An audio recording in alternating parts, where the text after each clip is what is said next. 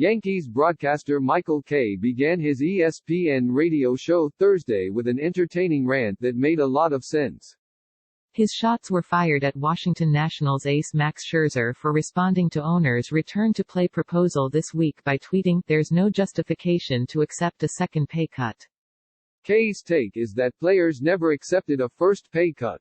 "The one thing that I want to amplify, I'm not on either side," Kay said. "The players are taking a chance by playing during a pandemic, the owners are taking a financial chance. But when the players, and this something that Max Scherzer said, when the players say they've already taken a pay cut.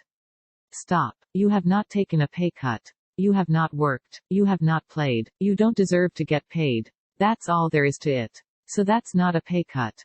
You can make the argument, well, it's guaranteed money. Well, the owners aren't locking you out.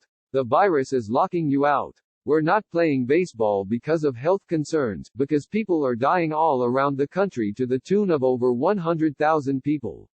Please don't say you took a pay cut. You didn't take a pay cut. The players' union disagrees. Its stance is that players took a pay cut on March 26 when they accepted prorated contracts for a shortened season.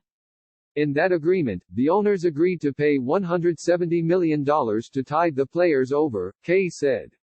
They didn't have to pay a dime because no games have been played.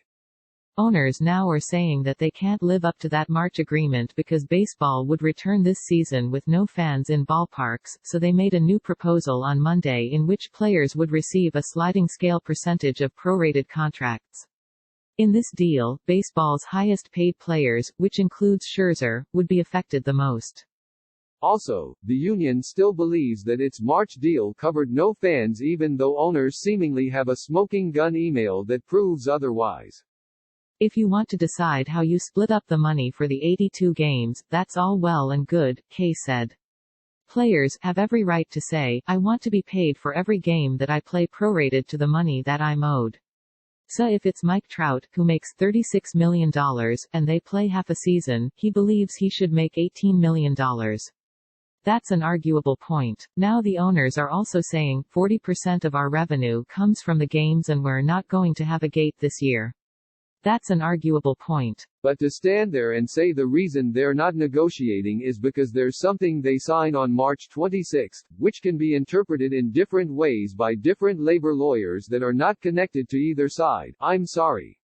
It's not as clear-cut as they're making it out to be." Coronavirus Resources, Live Map Tracker, Newsletter, Homepage. Kay pointed out that he has a guaranteed contract to work 135 Yankees games this season for Yes Network. "If they come to me and say, there are not going to be Yankees games this year, we can't pay you. What's my argument?" Kay said. "I wouldn't look at it as a pay cut. That makes sense to me. And for the players not to be paid, they shouldn't be paid. Even if you have guaranteed money. The owners didn't make this up. Yes Network didn't make up this pandemic. The owners didn't bring this virus over. It's inflicted the entire planet." Despite the fighting over money, Kay still thinks that owners and players will work out a deal in time to have a season, but he does have one big concern. "I've been saying, and I still stand firmly behind this will be resolved," Kay predicted.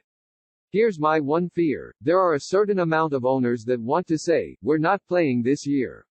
It doesn't make sense. Let's get the labor agreement that we want with a salary cap, and all that entails. This is the time to do it. If that small group of owners, let's say 4 to 6 of them, get enough traction that can convince other guys that are maybe on the fence, that's a scary proposition. But I don't think that they will convince others, because I think that Commissioner Rob Manfred knows and most of the other owners know they've got to play if the other sports are going to play. That would be so hard to wash off their legacy if baseball can't come to an agreement, and I believe that they will. I trust that it will get done, that cooler heads will prevail.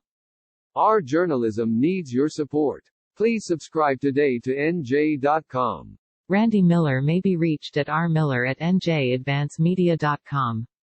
Follow him on Twitter at Randy J. Miller. Find NJ.com on Facebook.